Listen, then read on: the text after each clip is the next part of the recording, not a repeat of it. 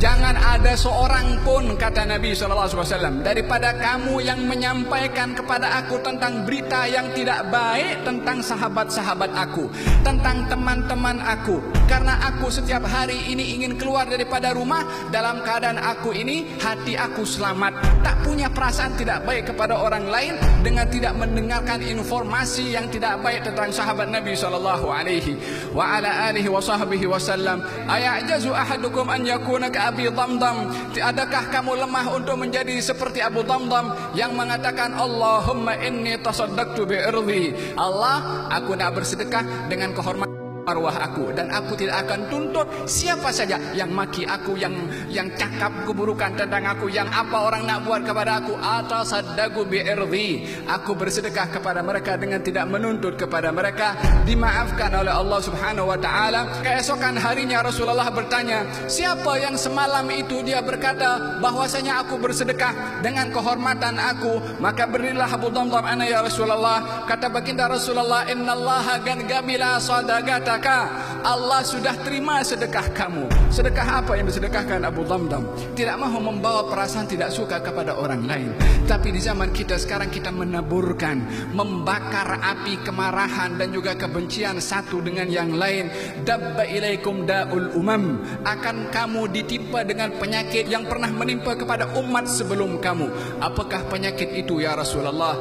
Al-hasadu wal baghdha. Perasaan hasad, dengki, dan perasaan benci kepada orang lain. Fahiyal haliqah, kata baginda Rasulullah, itu semua adalah merupakan pencukur, kata baginda Rasulullah. La aqulu haliqatu sya'ri, ianya bukan pencukur kepada rambut, walakin haliqatu din. Akan tetapi perasaan hasad dan dengki itu adalah pencukur kepada agama. Di zaman kita sekarang, orang bersaing menggunakan SMS-nya, menggunakan WhatsApp-nya, menggunakan Facebooknya tentang keburukan si fulan, dihantarkan dengan gambarnya sekali, dengan videonya sekali. Tidak bermuhasabah, tidak dilihat perbuatannya akan dipertanggungjawabkan oleh Allah, dengan menanamkan kebencian kepada orang ramai semua yang menerimanya, menanamkan tidak suka kepada orang ramai tentang apa yang sudah disebarkan.